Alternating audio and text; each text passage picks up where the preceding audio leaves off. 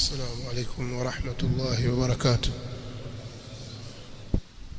الحمد لله رب العالمين حمدا كثيرا طيبا مباركا فيه ملء السماوات وملء الأرض وملء ما بينهما وملء ما شئت من شيء بعد. أهل الثناء والمجد أحق ما قال العبد وكلنا لك عبد. اللهم لا مانع لما أعطيت ولا معطي لما منعت ولا ينفع ذا الجد منك الجد. سبحانك اللهم لا علم لنا إلا ما علمتنا إنك أنت العليم الحكيم. والصلاة والسلام الأتمان الأكملان على البشير النذير والسراج المنير نبينا محمد وعلى آله وصحابته أجمعين والتابعين لهم بإحسان إلى يوم الدين وسلم تسليما كثيرا. أما بعد، ikiwa leo ni tarehe 5 ya mwezi wa Rajab katika mwaka wa 1447 tangu hijra ya Mtume Muhammad sallallahu alaihi wasallam, inayolingana sawa na tarehe 25 ya mwezi wa 12 mwaka wa 2025. Jioni hii ya Alhamisi tumekutana tena kwenye muhadhara wetu wa mwisho miongoni mwa silsila za mihadhara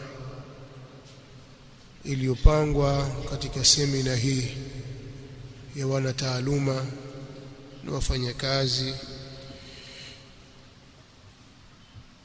wa serikali na hata pia katika sekta binafsi.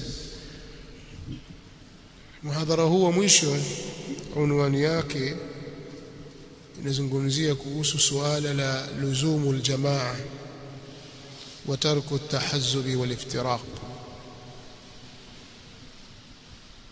kulazimiana na kushikamana na kundi la Waislamu na kuachana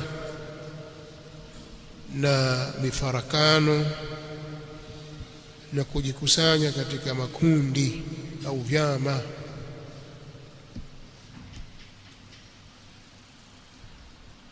Luzumu aljamaa wa tarku at-tahazzubi wal-iftiraq. Kutakuwa na vipengele vikuu 4 katika maudhui hii. Kipengele cha kwanza kikubwa itakuwa ni kuonyesha na kuyadhihirisha mbele yenu maandiko matakatifu yaliyokuja kuhimiza na kuwajibisha kuwa na mshikamano katika jambo la dini na kuwa wa kitu kimoja katika jambo hili. Kadhalika makatazo yaliyokuja kukemea mifarakano na utengano. Hivi ni vipengele viwili, kipengele cha kwanza na cha pili, lakini kwa kuwa maandiko ndio hayo hayo yatazungumzika pamoja. Tutazungumza upande mmoja wa kuhimiza mshikamano na umoja, kisha upande wa pili ni kukatazwa mifarakano na utengano. Na kwenye hilo ndani yake kutakuwa na vipengele vidogo vidogo kwenye hiyo nukta ya kwanza na ya pili. Maandiko yaliyokuja kuhimiza mshikamano yanahimiza kushikamana kwenye nini na kwa hali ipi,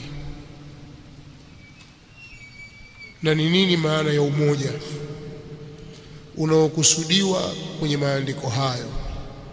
Tuna lazima ya kuyaeleza hayo ili tusitatizike, kwa sababu inaonekana kila kundi linaita kwenye umoja, alafu umoja wenyewe hauwi, au wengine wanajiona wanaita kwenye umoja, lakini wengine wanaonekana wanaleta mifarakano, kwamba hawa wanaleta farka, wanaugawa umma.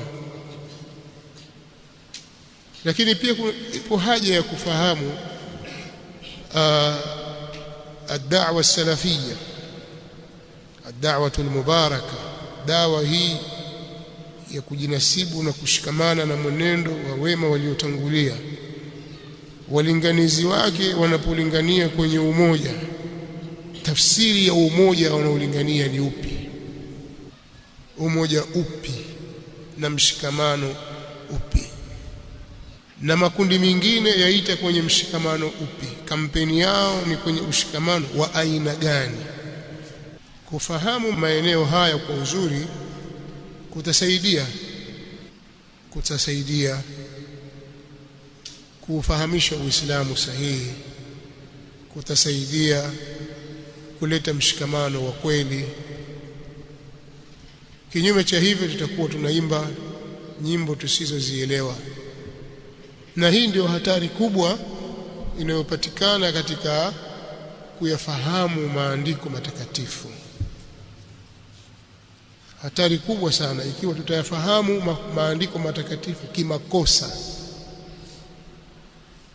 Hatari yake si ndogo, ni kubwa sana. Na mara nyingi hatari hii inajitokeza pale tunapotanguliza mawazo yetu mbele kwenye maandiko matakatifu, tukasahau kwamba hii dini haikuteremka jana na juzi, sio baada ya uhuru wala kabla yake kidogo au wakati wa mkoloni. Dini haikuja wakati huo, dini ilikuja siku nyingi, kwa maana kwamba risala ya Uislamu imekuja ina qurun, mamia ya miaka imeshapita, na wako walioipokea wakaitabikisha, waifanyia kazi. Hata hao ya umoja pia wakayafanyia kazi, wakafanikiwa. Ilipoingia mifarakano wakafeli, waliporudi tena kwenye umoja wa sawa wakawa pamoja, wakapata nusra, wa hakadha dawalaika. Sasa tukifahamu maandiko kwa vile walivyofahamu wenzetu ambao walifanikiwa, sisi kwa imani yetu ni kwamba wale walifanikiwa, kwa sababu ndivyo Qur'ani inavyoeleza kuwa wale walifanikiwa. Wale tena wale walikuwa ni watu wa kweli. Soma Qur'ani utaona. Sasa kama wale walifanikiwa, tujue walifanikiwa kwa misingi ipi, walipofanyaje.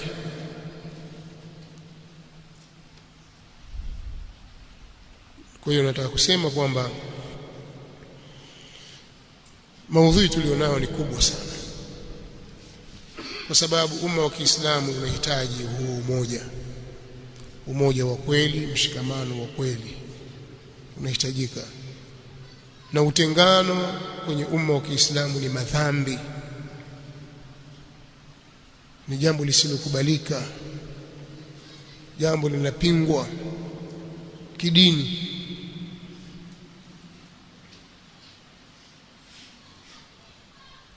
Hasa mifarakano inakuja bila ya haki, tofauti zinapoingia pasi na haki, mambo hayo yanapingwa. Sasa mimi ninachowaomba mnisikilize kwa umakini, namna ule mfumo wa kuwaridhisha au kuwadhihirishia zile nususi na mahali pake, na maswali ya kudodosa nitakayoyaleta kupitia muhadhara huu na kutoka kwenye maandiko hayo, myazingatie, pengine muandike kama nukta za msingi, alafu mkae wakati mwingine mfikirie na mtafakari zile lawama zinazoletwa na baadhi ya walinganizi au shubahati pia wanazozileta. Waislamu hatuna umoja, Waislamu leo tuwadharauliana, Waislamu leo tunawagawa watu, mashekhe mnawagawa watu. Kwa nini mashekhe msikae mkaongea pamoja tukawa kitu kimoja? Kwani masahaba wakikhtalifiana? Tutofautiane lakini tusifarikiane. Tofauti zipo tangu zamani, lakini hazikuwagawa Waislamu. Iweje leo tugawike? Hizi ni kauli zipo mtaani, ziko mitandaoni, zimejaa. Hatujui anayelaumiwa ni nani. Na je, wanaolaumiwa wanastahili kulaumiwa au wanaolaumu ndio wanaostahili kulaumiwa? Hao wanaolaumu na kulalamika pengine ndio wenye hizo lawama wanastahili kulaumiwa, kwa sababu hawataki kuionyesha njia ya kweli. Lakini pia katika mazungumzo yetu tutakuja kuelezea mambo yanayopelekea kuleta umoja wa kweli. Yako mengi, lakini nitataja yale ya msingi insha Allah, kwamba wewe ukipita kwenye njia hiyo, basi unatengeneza umoja wa kweli. Nimetanguliza maneno tu, kwa sijataja aya wala hadithi, kwa sababu natoa taarifa. Lakini pia nitataja sababu zinazopelekea katika migogoro na mifarakano isiyofaa katika dini. Yote haya ni kutaka sisi tujitathmini kila mara. Je, mwenendo wangu ninaoelekea, njia ninayofuata kila siku inasogeza gurudumu la kuleta umoja kwa Waislamu? Na mimi ninatoa mchango katika kuleta umoja na mshikamano wa Waislamu? Au utaratibu wangu na maisha yangu na mfumo wangu wa maisha ninaoishi unakuwa ni kikwazo cha kupatikana umoja, au unachagiza katika kuleta mifarakano? Kila mmoja ana nafasi ya kujitathmini. Sote sisi tuna ushawishi katika nafsi zetu na jamii yetu iliyotuzunguka. Kwenye familia yako, iwe ni ndogo au kubwa, mwenendo wako na maisha yako unayoishi yanaelekeza kwenye kuleta mshikamano. Mshikamano unaanza kwenye familia kwanza, sawa? Unaanza kwenye mtaa, kwenye kijiji, mpaka unapanda unakwenda kimataifa. Maisha yako wewe ya kila siku ni maisha ya kuleta mshikamano na umoja wa haki, au ni maisha yanayotengeneza kikwazo cha kuleta umoja huo, maisha yanayochagiza katika kuleta mifarakano na migongano? Ili kabla hujanyoosha kidole kwa mwenzako, jinyooshe mwenyewe, kwa maana kwamba ni maisha ya kujitathmini. Kwa sababu dini sio maneno tu. Kuna mtu anaweza kusema tushapata jukwaa la kusema, wasema tu, wanena tu, wewe julikani wenda wapi utoka wapi, sawa? Mambo mengine ni mambo ya kimfumo, mambo ya kimkakati, mambo ya kuwekewa mipango, ni mfumo wa kimaisha. Pamoja na kwamba maneno yana nafasi kubwa katika kujenga au kubomoa. Kwa hiyo sisi tutalizungumzia jambo hilo, lakini pia katika dondoo zilizowekwa katika maudhui hii imetakikana tuzungumzie kuhusu alhizbiyya walhizbiyun, kuweka vikundi na kujishepu katika vyama na vikundi na mapote na sifa za watu hao wanaitwa alhizbiyun ni kina nani. Lakini pia nimetakiwa nielezee historia fupi inayohusu makundi mbalimbali yaliyozalikana au yaliyochipuka ndani ya Uislamu. lakini kwa wakati namna ulivyo, kwa sababu muhadhara wangu ni leo na kesho. Leo utakuwa na sehemu mbili, muda huu na baada ya salati al-maghrib, na kesho itakuwa hivyo hivyo biidhnillah al-karim baada al-asri au saa 11 mpaka kabla al-maghrib na baada al-maghrib. Kwa nitakuwa na vipindi vinne, ikiwa hiki ni cha kwanza. Tutajitahidi kuzungumza kwa kadiri ya Allah subhanahu wa ta'ala atakaponiwezesha, lakini maudhui ni pana sana na ndefu. Tutajaribu kuzungumza kiasi cha kueleweka nukta za msingi. Nitaleta muhadhara huu na maudhui yangu kwenye sura ya kujenga hoja pia na kuhoji kwa wakati mmoja. Kwa kuanzia, nataka kusema kwamba Al-Qur'anu Al-Karim, kitabu kitukufu cha Allah subhanahu wa ta'ala, ambao ndio mwongozo wetu sisi Waislamu. Kitabu hiki adhim kimetuhimiza sana sisi tuwe kitu kimoja, tuwe na mshikamano, tushikamane, tuwe wamoja. Na maafikiano ya ahlus sunnah wal jamaa wote, ahlus sunnah wal jamaa wote wameafikiana juu ya uwajibu na ulazima wa watu kuwa katika mshikamano wa Uislamu.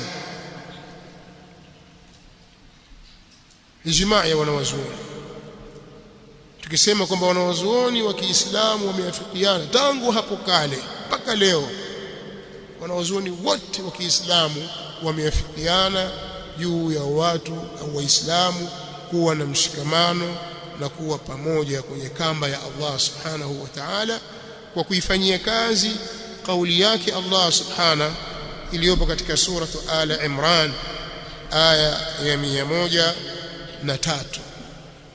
pale aliposema al-Maula jalla wa ala wa'tasimu bihablillahi jami'a wa la tafarraqu wadhkuru ni'matallahi alaykum إذ كنتم أعداء فألف بين قلوبكم فأصبحتم بنعمته إخوانا وكنتم على شفا حفرة من النار فأنقذكم منها كذلك يبين الله لكم آياته لعلكم تهتدون. الله سبحانه وتعالى katika aya hii anatuambia kamataneni, shikamaneni na kamba ya Allah. Wewe liandika neno hilo kamba ya Allah, alafu liweke bracket kama mabano pale baina alqausaini kama wanavyosema wa Kiarabu, liweke lile shikamaneni kwenye kamba ya Allah, Allah subhanahu wa ta'ala, jami'an, hali ya kuwa mko pamoja. Shikamaneni na kamba ya Allah hali ya kuwa mko pamoja, ay mujtami'in, kunu fi i'tisamikum mujtami'in, ndio maana yake. Wanazuoni wa tafsiri wanasema hivyo, katika ule mshikamano wenu pamoja, mshikamano wa kushikamana na kamba ya Allah subhanahu wa ta'ala. Wala tafarraqu, na wala msitofautiane wala msigawanyike, kafarikiana imma kwa fitna au kwa itikadi au kwa namna nyingine yoyote, kwa maadili na tabia, msilete mifarakano. Wadhkuru ni'matallahi alaykum, nazikumbukeni neema za Allah zilizoko juu yenu. Kuna neema nyingi za Allah subhanahu wa ta'ala ziko kwenu, Allah amewaneemesha kwa neema hizo, zikumbukeni. Miongoni mwa hizo kumbukeni, idh kuntum a'daa, pale mlipokuwa maadui. Kabla ya huu Uislamu nyinyi mlikuwa maadui. Wanaambiwa maswahaba hapo walitoka kwenye jahiliya, wakati wa kabla ya Uislamu ulikuwa unaitwa jahiliya. Wakati wa jahiliya hakuna miongozo sawa sawa, watu wanahukumiana kwa njia za kijahili, matamanio ya nafsi, utashi tu wa watu, dhulma na uadui. Maisha hayakuwa katika hali ya uadilifu wala hayakuwa na miongozo ya kielimu.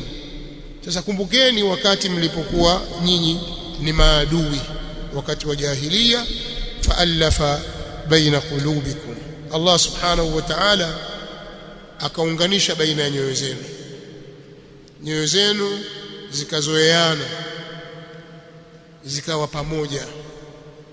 Fa asbahtum bi ni'matihi ikhwana, mkawa ndugu kwa sababu ya neema zake. Kwa sababu ya neema zake Allah subhanahu, mkawa ndugu.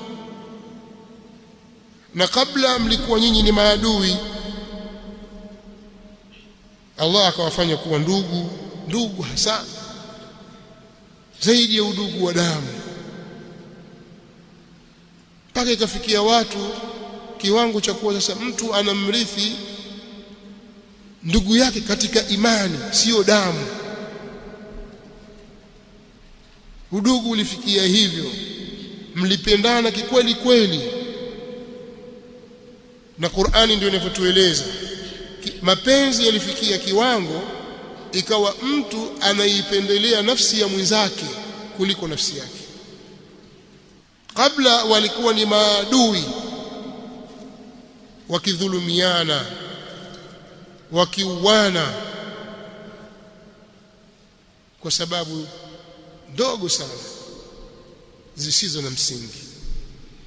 Walipokuja kwenye Uislamu, imani ikaingia katika nyoyo zao, mafunzo yakawakolea sawa sawa, wakawa ndugu, udugu ambao haujawahi kufikiwa katika huu ulimwengu kabla na baada.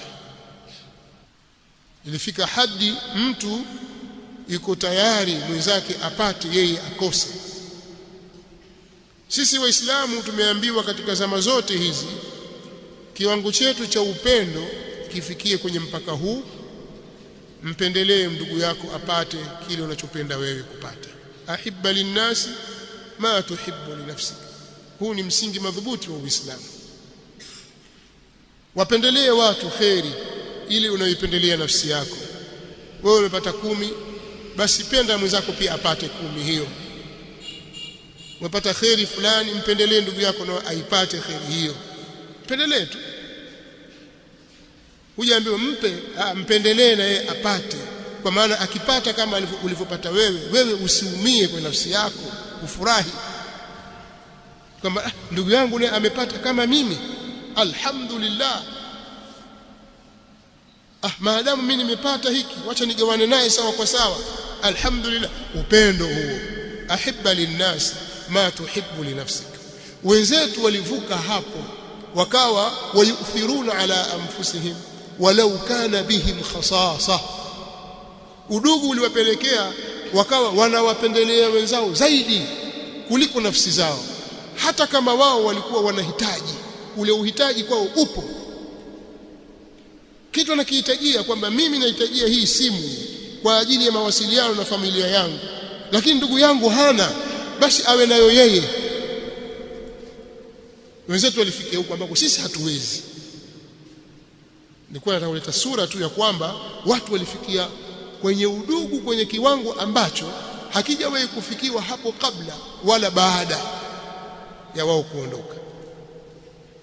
Kwa sababu ya neema za Allah subhanahu wa ta'ala, wakawa ndugu. Fa asbahtum bi ni'matihi ikhwana wa kuntum ala shafa hufratin minan nar, na mlifikia kuwa katika ukingo wa shimo la moto. Kwa maisha mlioishi na mwenendo mlioishi nao, mlikuwa mmekaa kwenye ukingo wa moto wa jahannam. Fa anqadhakum minha, Allah akawaokoeni kutoka kwenye moto huo. Fa anqadhakum minha kadhalika yubayyinu Allahu lakum ayatihi la'allakum tahtadun. Hivyo ndivyo ambavyo Allah subhanahu wa ta'ala anawabainishieni nyinyi aya zake mpate kuongoka. Niliona tu nikamilishe hii aya yote lakini mahali penye ushahidi wa maudhui yetu leo ni pale paliposema wa'tasimu bihablillahi jami'an wala tafarraqu, shikamaneni, kamataneni na kamba ya Allah hali ya kuwa mko pamoja wala msifarikiane.